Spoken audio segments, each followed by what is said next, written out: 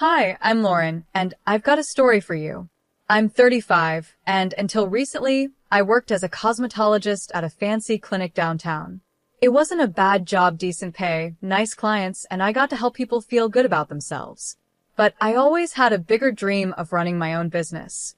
Now, let me introduce you to the other person in this story, my husband, well, ex-husband now, but we'll get to that part later. Let's call him Adam. Adam is 4 years older than me and used to work as a manager at a big construction company. We'd been married for 5 years and lived in my apartment. Babe, opening your own place is the way to go, Adam would say, relaxing on the couch with a beer in his hand. You'd be the boss, set your own hours. It's the dream, right? I'd nod, feeling excited inside. Yeah, you're right, but it's going to take a lot of work and money to get there, I'd reply.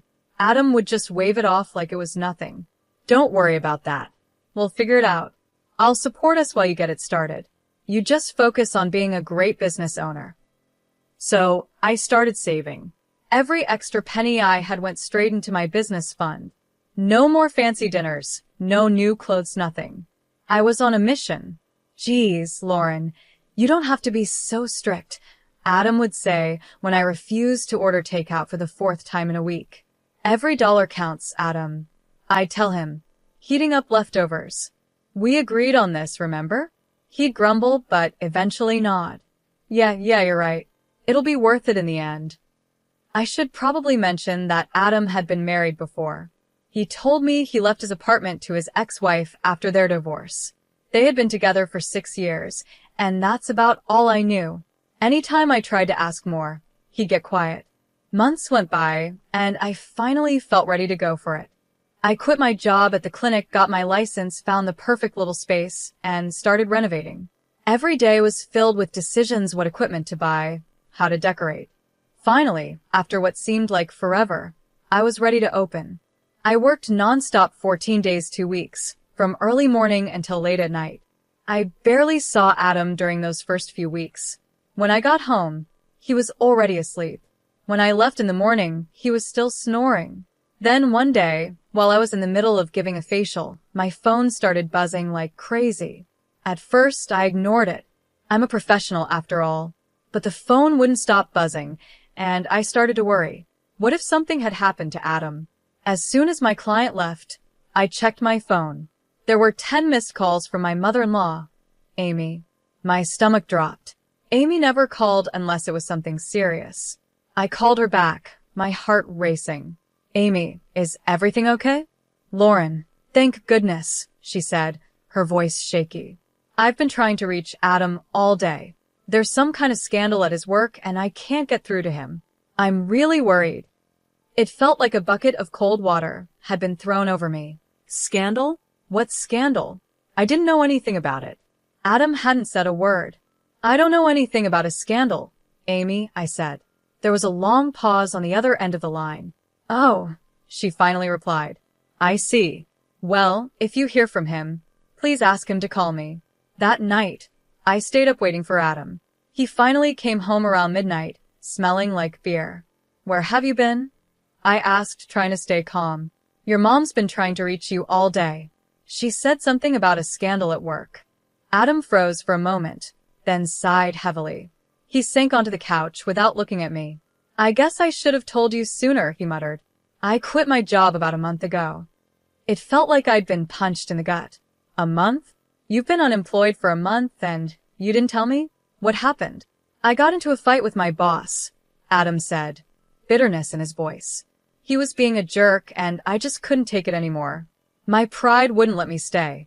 I took a deep breath, trying to make sense of what he was saying. Here I was, working myself to the bone, and Adam had been at home all this time. Why didn't you look for another job? I asked. Adam looked at me, his eyes filled with guilt.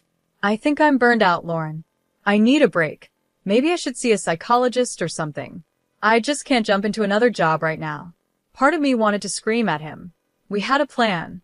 He was supposed to support us while I got my business off the ground. But seeing him sitting there, looking so defeated, I couldn't bring myself to yell. Okay, I said after a long pause. We'll figure this out. But no more secrets, Adam. We're a team, remember? He nodded, relief washing over his face. I'm sorry, Lauren. I promise no more secrets, he said. Little did I know that was just the first of many promises he'd break. The next few weeks were tough. I started picking up extra shifts at my old clinic, working mornings at my own office and afternoons at the clinic. It was exhausting, but I didn't have a choice. We had bills to pay, and I still had a loan to repay for the office. Adam spent most of his time at home, supposedly looking for jobs online, but mostly playing video games. I tried to be supportive, reminding myself that mental health is important. But as the weeks turned into months, I started to wonder if he was even trying at all. Then finally, a glimmer of hope. One day, Adam came home grinning from ear to ear. I got a job, he announced. I was so relieved I could have cried.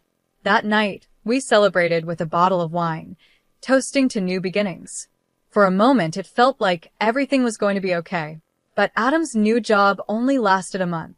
One day, I came home from a long shift to find him sprawled on the couch, beer in hand, staring blankly at the TV. You're home early, I said, feeling a sinking sensation in my stomach. He shrugged, still watching the screen. I quit. It felt like a punch to the gut. What? Why? Adam muttered. The boss was a jerk, wanted me to be a robot. All about discipline and following orders. Screw that. I took a deep breath, trying to stay calm. Adam, we talked about this. We can't afford for you to keep quitting jobs. He finally looked at me, his eyes cold. So, I'm supposed to be miserable? I thought you'd be more understanding, Lauren. I bit my tongue, not wanting to start a fight, but inside, I was boiling. Understanding? I was working myself to the bone while he sat around drinking beer and playing video games. The next 8 months were a blur of work, stress, and mounting frustration. I'd come home to find Adam exactly where I'd left him, surrounded by empty beer cans and takeout containers. Any luck with the job search? I'd ask, trying to keep the desperation out of my voice. Nothing good out there, he'd reply, waving his hand like it didn't matter. I'm looking for something interesting, with good pay, but not too demanding. I wanted to scream. Who didn't want a job like that? But those jobs don't just fall into your lap. You have to work for them. Then one night after a long day, I came home to find Adam actually up and about. He had this strange, excited look in his eyes. Lauren, I've been thinking, he said, pulling me down onto the couch. We should have a baby. I stared at him, sure I'd misheard. What? Yeah, think about it, he said, grinning. I could be a stay-at-home dad, Adam said. You'd go to work, and I'd take care of the baby. It's perfect. I couldn't believe what I was hearing. Adam, you've never even washed a dish in this apartment. How are you going to take care of a baby? His face fell. What? You don't think I could do it? It's not that, I said, trying to be gentle. It's just that taking care of a baby is a lot of work, and we're not exactly in a good financial spot right now. You're being cruel, he said in a low voice. You don't understand my problems. I let out a bitter laugh. Your problems, Adam? I'm working 14 days, 2 weeks. I'm exhausted, and you want to add a baby to all this. He stormed off, slamming the bedroom door behind him.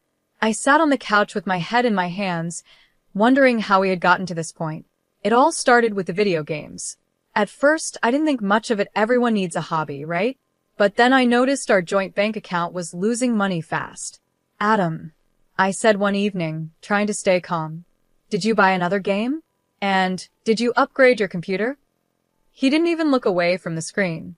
Yeah, so what? It's our money, isn't it? I took a deep breath. We're supposed to be saving, remember? For our future. He paused the game and turned to me, acting all innocent. Babe, it's an investment in my leisure time, Don't worry, I'll pay it all back when I get a job. That was the last straw.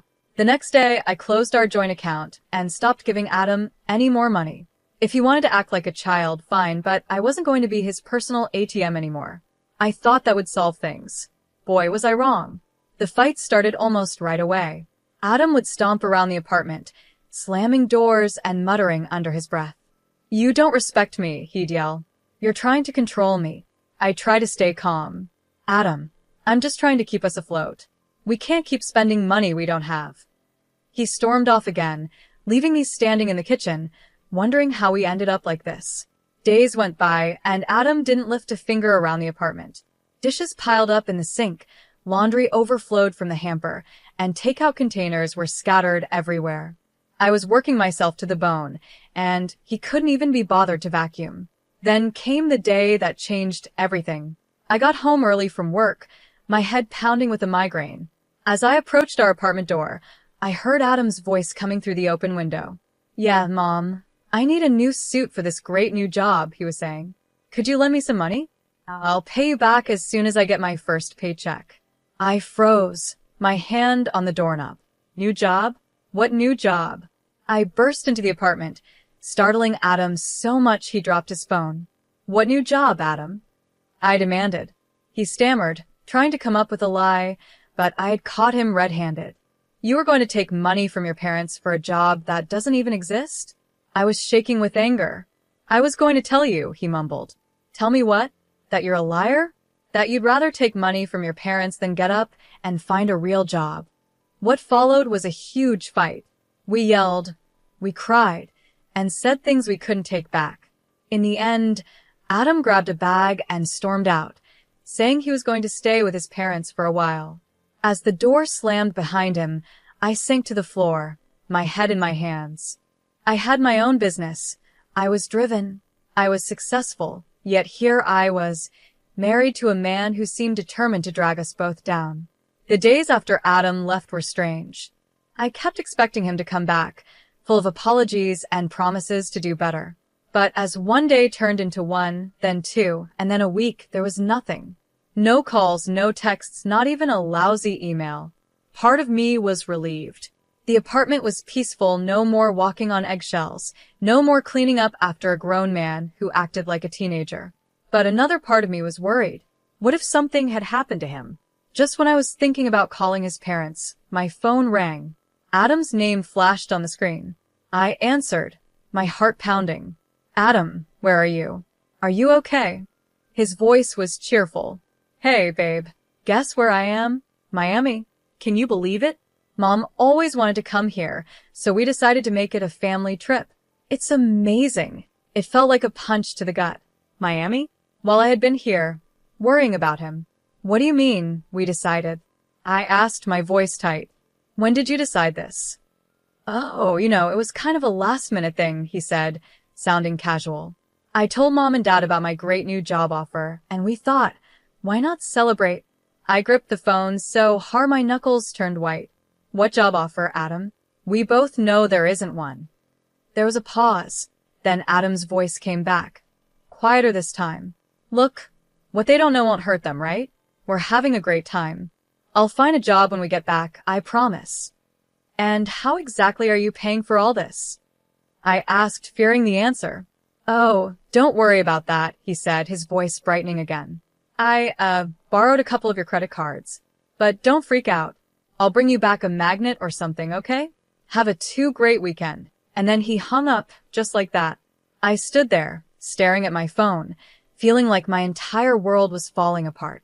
The man I had married had stolen my credit cards to fund a vacation based on a lie. Something inside me snapped. I was done. No more second chances, no more excuses.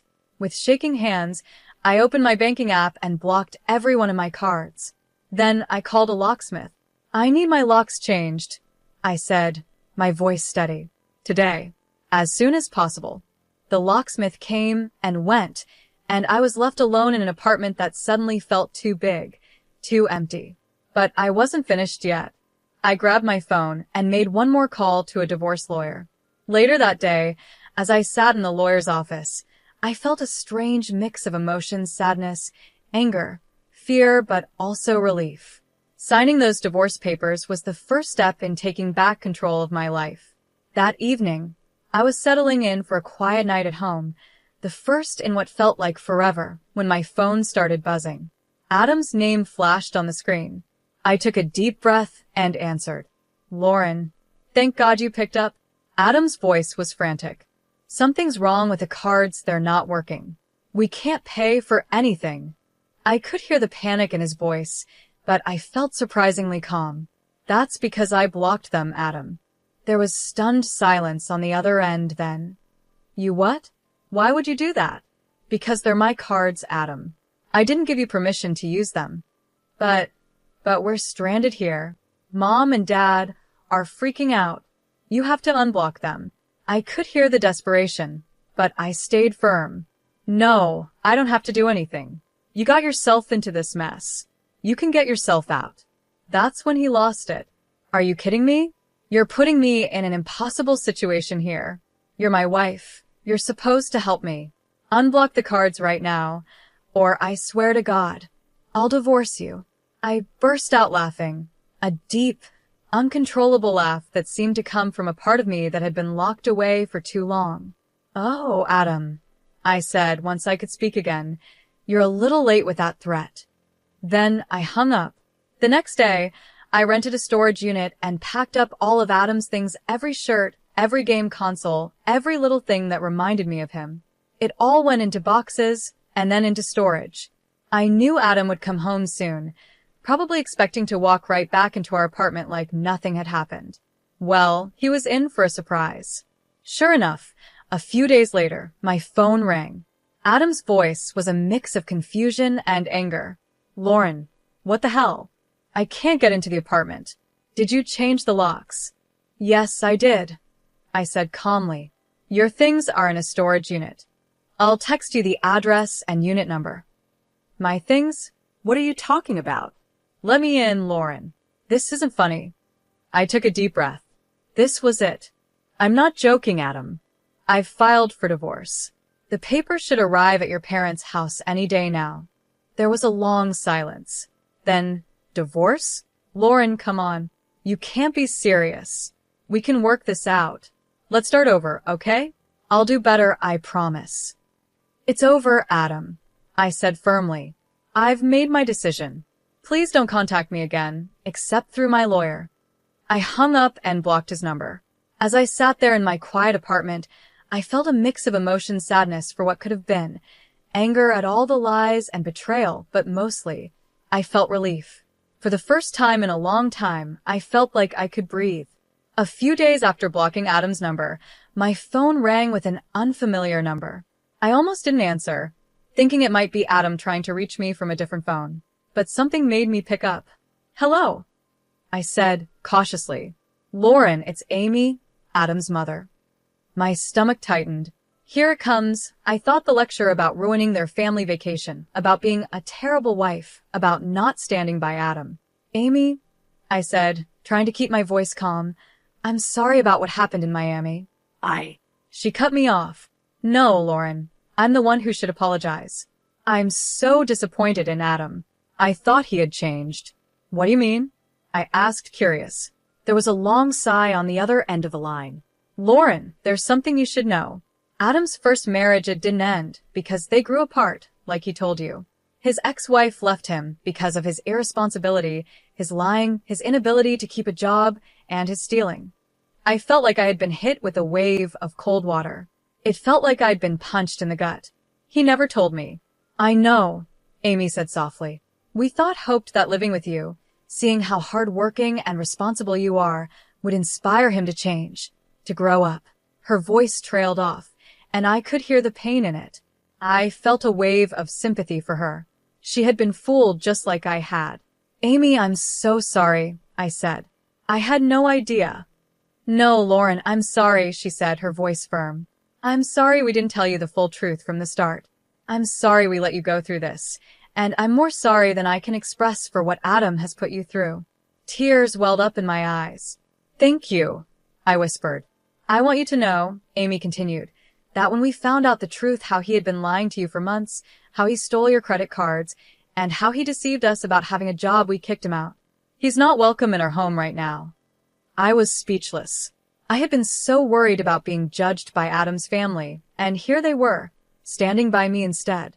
I don't blame you for divorcing him, Lauren, Amy said. You deserve so much better. I just hope you don't think badly of all of us because of Adam's actions. No, of course not, I said quickly. Amy, I never blamed you or your husband. You've both always been kind to me.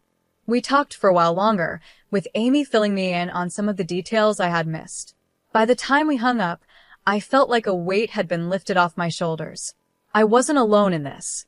I wasn't wrong for feeling betrayed and angry. In the weeks that followed my conversation with Amy, life started to settle into a new rhythm. I threw myself into my work, finding comfort in the familiar routines of my cosmetology office. Without Adam's constant drama and financial strain, I had more energy, more focus, and surprisingly more money. But Adam wasn't going to let go easily. One evening, as I was locking up the office, I saw a familiar figure leaning against my car. My heart sank. "Lauren," Adam called out as I approached. "Can we talk, please? I've changed, I swear. I'm looking for a job, a real one this time.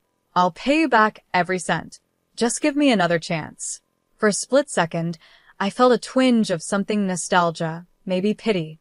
But then I remembered all the lies, all the broken promises, and all the stress and pain he had put me through. "No," I said firmly. "I'm done giving you chances, Adam. Please leave." I walked past him and got into my car, my hands shaking as I started the engine.